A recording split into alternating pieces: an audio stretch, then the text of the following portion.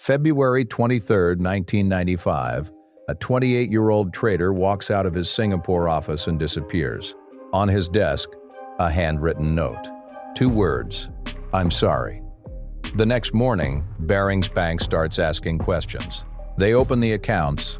What they find stops them cold. One hidden account, £827 million in losses, more money than the entire bank had available. Barings was founded in 1762. Older than the United States, banker to the Queen of England. 3 days later, it was sold for £1.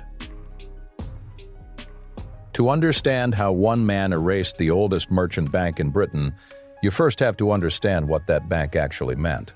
Barings wasn't just old. It financed the Napoleonic Wars.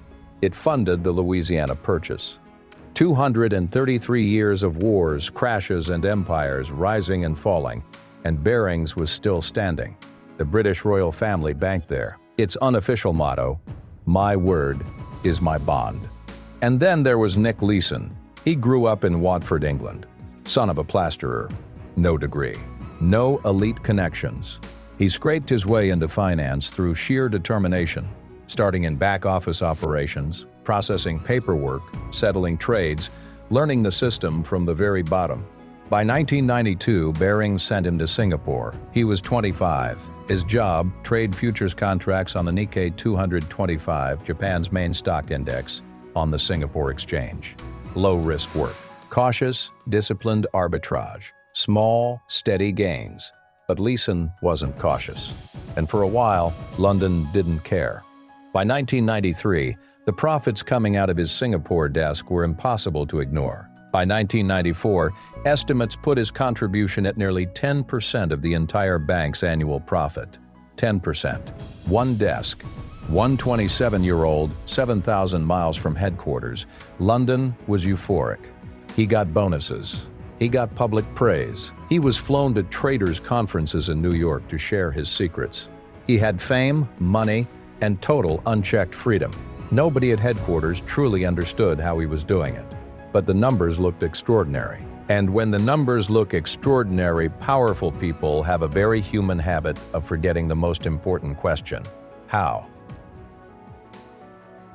Here's where it gets ugly. Leeson wasn't just a trader, he was also the head of settlements on the same desk. That means he placed the trades and controlled the official records of those same trades. He was marking his own homework. In any properly run financial firm, those 2 jobs are completely separate. The person who makes a trade cannot be the same person who records it. That rule exists for one reason only: to prevent exactly what Nick Leeson did. Barings never enforced it. It started small. In 1992, a junior colleague made a clerical error worth about £20,000. Leeson didn't report it. He buried it inside a dormant account. Number 88888, the 5/8 account, a number considered lucky in Asian culture, and sent London clean numbers.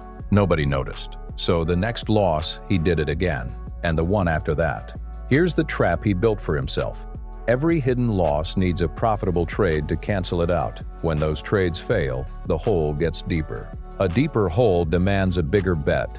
A bigger bet creates a bigger risk of an even bigger loss. Think about the guy at a casino who loses $500 and says, "One more hand, I'll get it all back." Except Leeson's bets were worth hundreds of millions, and the casino was the global derivatives market. By the end of 1994, account 88888 held over £200 million in concealed losses. London was reading his fabricated reports and celebrating record profits, planning his next bonus. The hole kept growing, and Leeson had no exit plan because he'd never allowed himself to imagine needing one. In 1994, Barings' own internal auditors visited Singapore. They spent time on Leeson's floor. They wrote a formal report. The report said it plainly: serious risks, failed controls, one person with too much power over his own accounts. Management kept Leeson in place because of the profits he was generating. The report was filed. Nothing changed. That same year, the Singapore Exchange contacted Barings' London headquarters directly. The size of Leeson's positions was growing in ways that made no sense for a conservative arbitrage desk. They were concerned. London dismissed it. Back in England, executives were approving wire transfers of tens of millions of dollars to Singapore every few weeks, supposedly to cover requirements from a large client. Nobody asked the obvious question, which client? There was no client. The money was going straight into account 88888 to cover margin calls on Leeson's hidden bets. Auditors in Singapore, regulators at the exchange, accountants processing wire transfers in London. Each one of them was holding a piece of the puzzle. Nobody assembled it. Or perhaps, and this is the darker reading, nobody wanted to, because as long as Leeson kept delivering those numbers, asking hard questions felt like the real risk. When a machine is printing money, nobody wants to be the person who turns it off. January 17, 1995. The Earth moves beneath Kobe, Japan. The Great Hanshin earthquake kills more than 6,000 people. It also sends the Nikkei 225 into freefall. Leeson had bet the index would rise. It didn't. It collapsed, and everything he had been hiding collapsed with it. He doubled down, desperate, irrational, convinced the market would reverse. It didn't reverse. Within weeks, account 88888 held losses of £827 million, more than twice the entire bank's available trading capital. There was no fix, no bailout. An emergency approach to the Sultan of Brunei went unanswered. February 26th, Barings Bank declared insolvent. February 28th, sold to Dutch bank ING for £1 sterling. 1,200 employees lost their jobs. Overnight, no warning, careers and savings gone. Leeson was arrested at Frankfurt Airport while trying to return to England. He was extradited to Singapore, where he pleaded guilty to cheating and was sentenced to 6.5 years in prison. Inside, he was diagnosed with colon cancer. Barings Bank survived the Napoleonic Wars, 2 world wars, the Great Depression. It did not survive account 88888. So what do you actually do with this? First, one person cannot control a transaction and also record it. This is the most fundamental rule in financial oversight, and Barings broke it for years. Whether you're evaluating a fund manager, investing in a firm, or building a finance team inside your own business, ask who checks the checker.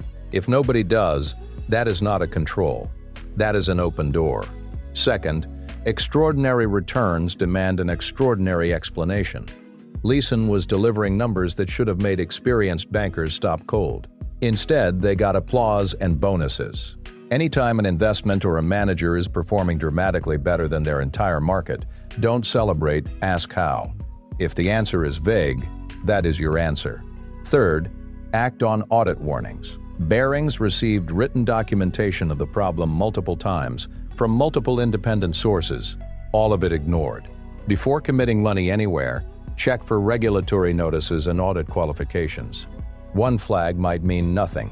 A pattern of dismissed warnings means everything.